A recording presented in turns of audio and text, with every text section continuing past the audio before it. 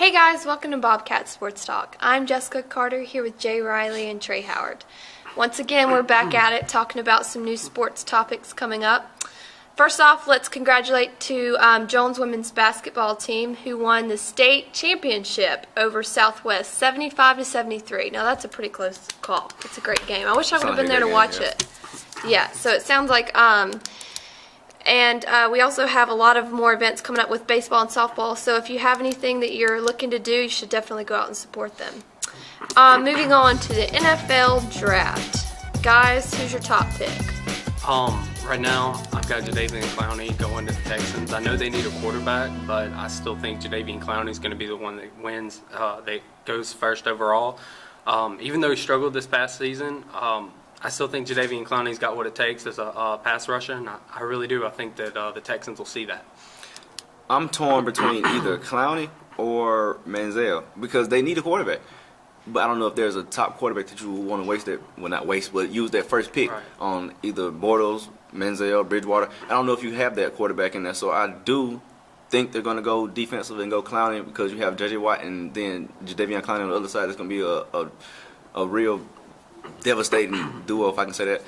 But on the offensive side, I don't know how they're going to do their quarterback situation. They're still going to be awful. They're not a bad team, but their quarterback situation is terrible. So I don't know if they want to address that in the first round or go defensive with the best player. I think it's Jadeveon Clowney, but it's interesting to me. I think that they'll go for defense because they saw where Seattle win. The Seattle Seahawks won with a defense, and it's an offensive league now, and defense still wins ball games. So. But Seattle still had a manageable quarterback in Russell Wilson. They don't even have that. Yeah, that's true. We'll see. So let's move on to NBA then, since we wrapped up some NFL and that's over with. Guys, who would be your Mount Rushmore of basketball? I'm going to start off with Jordan because Jordan's the greatest. We all know that. And my second place is going to go to Magic Johnson, the greatest point guard of all time. Chris Paul could come into that category one day. I don't know. Other people like John Stockton, but you've got others, but I think Chris Paul fits it. I'm going to go with Kareem Abdul-Jabbar, and then I'm going to go with Kobe Bryant. 3 Lakers, You're serious. 1 Jordan. You're serious about Kobe Bryant? I'm serious. Why? Why? He has 5 rings. Bill Russell has 11. Okay, Bill Russell, and I know that I can't remember if it was James or if it was Bryant that said that they would put Bill Russell in there. I don't know. I just don't feel like even though he does have 11 rings, I feel like he was more of a team player than an alpha male. Like he just doesn't seem like he would fit that. But then again, I wasn't around to watch Bill Russell play. Neither was I. So I don't really know. Based on what I've seen, those are mine. Kobe Bryant has been on the Mount Rushmore as the top 4 figures in basketball history. You going with Kobe Bryant? Kobe Bryant. I'm sorry, man. I'm sorry. It's how I feel. Okay. Well, anyway, let's first look at Mount Rushmore. What it is it was built in, I think, 1925. And it has 4 of the, I guess, greatest presidents, if you want to say, or the most recognizable presidents. It has Abraham Lincoln, Thomas Jefferson, Teddy Roosevelt, and George Washington. Are those the best presidents, or are those the most notable presidents? In my Mount Rushmore, I'm going with the most notable figures in NBA history. I'm starting off with Jordan, of course, because he's the best player ever to do it. But I'm going to go Phil Jackson, the greatest coach. Okay. I'm not just doing athletes, you're doing like the most notable figures. So I'm going the greatest coach of Phil Jackson. Then you got to go David Stern because he helped change the game in his 30 years. He just retired this year, but he helped improve the game, and he done one. It wouldn't be the game we know today with the international players coming in. It just wouldn't be the same without David Stern. So I think he has a big hand in changing the NBA. So I have Jordan, Phil Jackson, David Stern, and I got to put Bill Russell in there as the greatest champion ever. The greatest player. He was a player coach. The first year he got in there, he was a champion in his rookie year. So if we're going to do the biggest figures in NBA history, those are my 4. But if we want to do the biggest players, I can change it around and go Jordan. I can go Bill Russell. I can go Kareem Abdul-Jabbar. And then I can go Magic Johnson. Okay. I can do it that way because they're the best players, I think, in NBA history. Okay.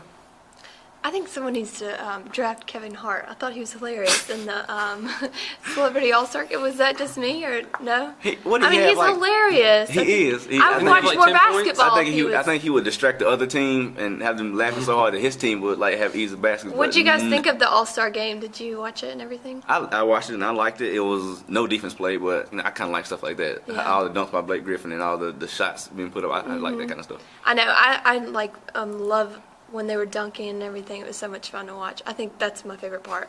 Just seeing if somebody dunks it. So anyways, moving on to final word.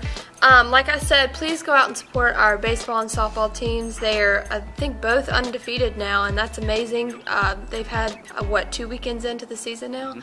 And then on to that, speaking of baseball, spring training is back at it for MLB. So good luck to all you guys and work hard as much as possible because the season's coming up. What's your final word? My final word is how amazing is Wichita State University? 31-0. Nobody's ever done that in the history of the NCAA. Not in the regular season, at least. In the regular season, that's just phenomenal. I don't really know what to say because I don't really know any of the players. I don't really keep up with them. But 31-0. And that's the thing about it. They don't have a star. Those guys, they're no-name players, and they just work hard. Do you remember when Butler won? I mean, they didn't win, but they went to the Final Four, and then they made it to the national against championship Duke, and they were like a half-court shot away. They almost drained that one and won the game. Yep. But this Wichita State team, it reminds me a lot of that Butler team, and they are just fierce. If you watch them play, they move the ball around. They get open looks. They don't rush the ball. Right. Like if you would see Kentucky, they seem to move at a frenetic pace. But Wichita State slows it down and plays their game, and they just play hard. And I love watching those guys play. Well, I see them in the Final Four. That's who I got from one of my Final Fours. Wichita State? Mm-hmm. I can't disagree with that. Cinderella team. They look really good. Cinderella team. But really, is it Cinderella if they're already 31-0? I mean, it isn't, Yeah, no. but for their program, with it, I mean, they've been good for quite some time, but they've never been phenomenal. I get what you're saying. So it's not like a big name, Kansas, Kentucky. Like Georgetown came out and I think it was 2008 or 2009 and was the Cinderella team that won it all. So, I got you. Not Georgetown, George Mason, my bad. George Mason. Yeah. Georgetown. But anyway, my final word is Adam Silver, the new commissioner of the NBA. He's already trying to make some big splashes into the NBA, trying to make it his own. And I get that.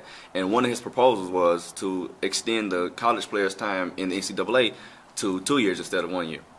David Stern made it a year instead of jumping straight from the high school into the pros. You have to go 1 year. And now Adam Silver's proposing 2 years. And I like that. Even Jerry West said these guys are coming out, they're not branded or they're not, fundamentally sound, they're not ready, and they're just going into the NBA and basically just riding the bench because they're not ready. And he said this is a weak draft. I don't agree with him saying this is a weak draft because I think it's pretty decent.